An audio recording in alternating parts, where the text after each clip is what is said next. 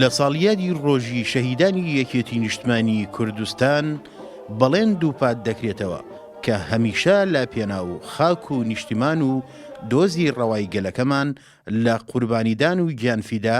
درێغی نەکرێت. هەموو ڕۆژێک یادی شەهیدەکانی یەکێتی بکەینەوە هەرتەواو نابێت چووکە بخۆتەزانی یەکێتی نیشتیمانی کوردستان خاوەنی ڕووبارێک خوێنەوە خاوەنی 19 هزار شەهیدە کە لە سەنگەری بەرگری لە شەرەفی کوردایەتیە خوێنیان ڕشتووە. سەری ڕێز و نەوازش دا ئەنوێنم یان بەڵێنی ئەوە ئەدەین کە درێژە پێدەری ڕێباز و خەباتی شەهیدان ئەبین درێژە بەوە ئەدەین کە ئەو ئاوات و ئامانجار ئەوان کە لە پێناوە شەهید بوون ئەگەر بەدی نەهاتووە هەوڵ بدەین بەدی بهێنین دیارە یەکێتی نیشتیمانی کوردستانیش ینی یەک لە سەروەریە هەرە گەورەکانی ئەوەیە کە شانازی پێوە ئاکات و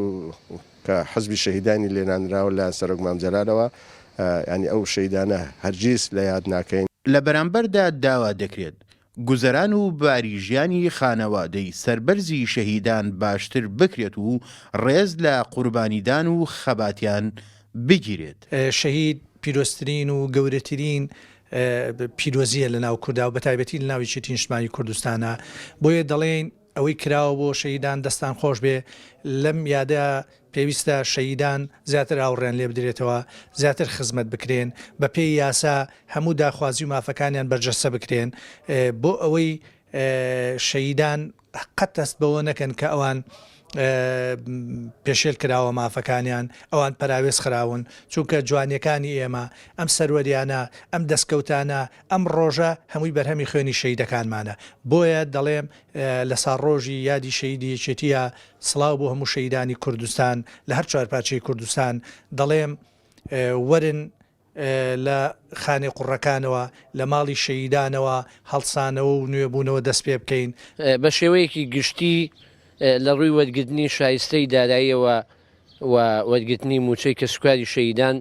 لە ئاستی پێویستانیە، بەڵام ئەمە هەموو کوردستانی گردوێتەوە بە فەرمانبەران و بە کە سوکاری شەهیدانشەوە. هیوادارین ئەم وەزعەش تێپەڕێ، ئەم قەیدانە تێپەڕێنین و هیواخوازین کە سەرجەم کە سوکاری شەهیدان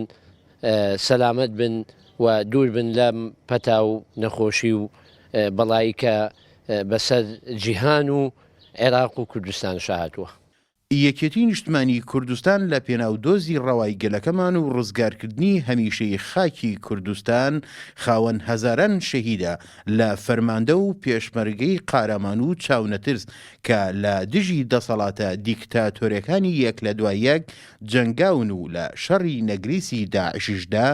یەکێتی پێشەنگ بووە لە قوربانیدان و دەیان شەهیدی داوە کە گیانفیدا بۆ بەرگریکردن لە خاک و نیشتیمان ڕوحی خۆیان